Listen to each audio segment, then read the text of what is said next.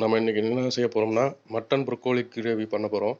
அதுக்கு தேவையானது பார்த்திங்கன்னா 1/2 கிலோ மட்டன் வாங்கியிருக்கேன். அதை வேக வச்சு எடுத்துக்கிட்டேன். ப்ரொக்கோலி வந்து ஹாட் வாட்டரில் போட்டு எடுத்துக்கோங்க. ப்ளஸ் 2 பெரிய வெங்காயம், 2 தக்காளி, இஞ்சி பூண்டு பேஸ்ட் 2 டீஸ்பூன், கருவேப்பிலை, கொத்தமல்லி, புதினா, 1 கப்பு, பாதி கப்பு அளவு மிளகாய்த்தூள், மட்டன் மசாலா பாதி கப்பு எடுத்துக்கோங்க. அப்புறம் தேவையான அளவு உங்களுக்கு விருப்பப்பட்ட அளவு ஸ்டார், பட்டை, லவங்கம், கிராம்பு எடுத்துக்கோங்க. வாங்க ஃப்ரெண்ட்ஸ், நம்ம அடுத்தது ஸ்டார்ட் பண்ணலாம். ஃபஸ்ட்டு கடாயில் எண்ணெய் கொதிச்ச பிறகு ஸ்பைசஸ் தேவையான அளவு போட்டு கொஞ்ச நேரம் ஒரு 30 வினாடி கொதிக்கும் போது வெங்காயம் 2 வெங்காயம் அரிஞ்சோம் இல்லையா, அதை போட்டு வதக்கணும். ஒரு 2 நிமிஷமாவது வெங்காயம் நல்லா சிவக்கிற வரைக்கும் வதக்கணும். இப்போ வெங்காயம் நல்லா வதங்கிடுச்சு. தக்காளி இப்போ சேர்த்துக்கோங்க.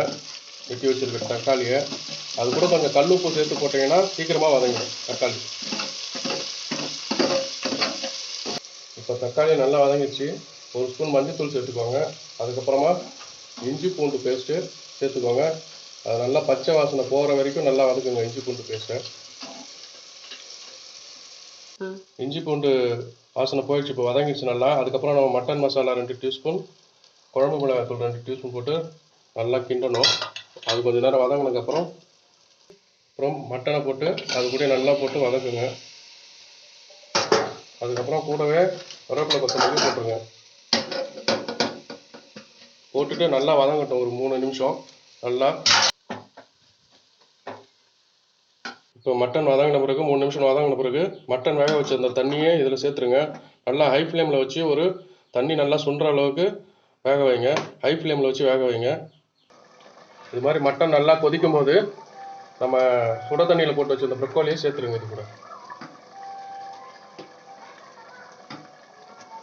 சேர்த்துட்டு நல்லா மிக்ஸ் பண்ணி விடுங்க. அப்படி அந்த கிரேவி ஃபுல்லாக நல்லா ப்ரொக்கோலியில் சேர்ற மாதிரி நல்லா கிண்டி விட்டுருங்க. நல்லா சேர்த்து கிண்டி விடுங்க.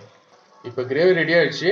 கடைசியாக 1/4 டீஸ்பூன் அளவு மிளகுத்தூள் தூவிட்டு அதுக்கப்புறம் கொத்தமல்லி தூளை இப்படி தூவிட்டிங்கன்னா நம்மளோட சுவையான மட்டன் ப்ரொக்கோலி கிரேவி ரெடி. இப்போ சுவையான mutton plus broccoli gravy ready. இதை நீங்கள் ரைஸ், சப்பாத்தி எது வேணாலும் யூஸ் பண்ணலாம். ட்ரை பண்ணிவிட்டு கமெண்ட் பண்ணுங்கள். கண்டிப்பாக இது ஹெல்த்தியான food. Please like and subscribe. உங்கள் ஃப்ரெண்ட்ஸ் அண்ட் ஃபேமிலிக்கும் சொல்லி எங்கள் சேனலை சப்ஸ்கிரைப் பண்ண சொல்லுங்கள். இது எங்களோட ஃபஸ்ட்டு ட்ரை.